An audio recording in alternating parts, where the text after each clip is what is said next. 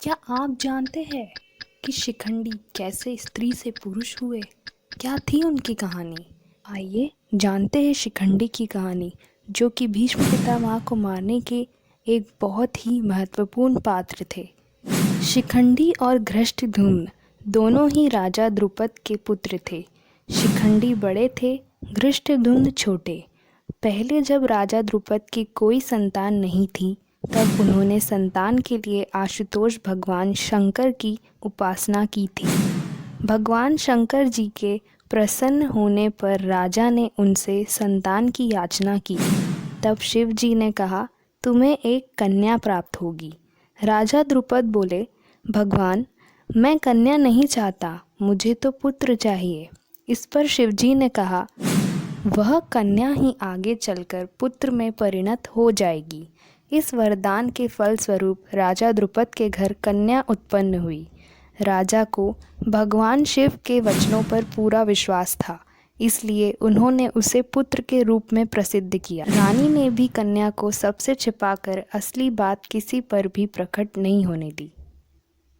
उस कन्या का नाम भी मर्दों सा शिखंडी रखा गया और उसे राजकुमारियों सी पोशाक पहनाकर यथाक्रम विधि पूर्वक विद्याध्ययन कराया। समय पर दशार्ण देश के राजा हिरण्यवर्मा की कन्या से उसका विवाह भी हो गया। हिरण्यवर्मा की कन्या जब ससुराल में आई, तब उसे पता चला कि शिखंडी पुरुष नहीं है, स्त्री है।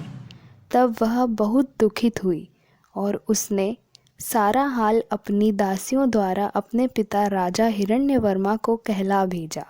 राजा हिरण्यवर्मा को द्रुपद पर बड़ा ही क्रोध आया और उसने द्रुपद पर आक्रमण करके उन्हें मारने की निश्चय कर लिया। इस संवाद को पाकर राजा द्रुपद युद्ध से बचने के लिए देव आराधन करने लगे।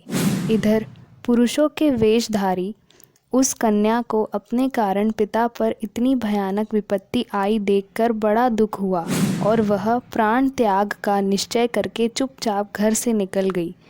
वन में उसकी स्थूणाकर्ण नामक एक ऐश्वर्यवान यक्ष से भेंट हुई। यक्ष ने दया करके कुछ दिनों के लिए उसे अपना पुरुषत्व देकर बदले में उसका स्त्रीत्व ले लिया। इस प्रकार शिखंडी स्त्री से पुरुष हो गया और अपने घर पर आकर माता पिता को आश्वासन दिया और ससुर हिरण्यवर्मा को अपने पुरुषत्व की परीक्षा देकर उन्हें शांत कर दिया। पीछे से कुबेर के शाप से स्थूणाकर्ण जीवन भर स्त्री रह गए। इससे शिखंडी को पुरुषत्व लौटाना नहीं पड़ा और वे पुरुष बने रहे। भीष्म पितामह को यह इतिहास मालूम था, जिससे वह शिखंडी को स्त्री रूप में ही स्वीकार करते थे। इससे वे उन पर शस्त्र प्रहार नहीं करते थे। ये शिखंडी भी बड़े शूरवीर महारथी योद्धा थे। इन्हीं को आगे करके अर्जुन ने भीष्म पितामह को मारा था। ऐसी ही महत्वपूर्ण जानकारियाँ पाने के लिए मेरे चैनल को सब्सक्राइब करें।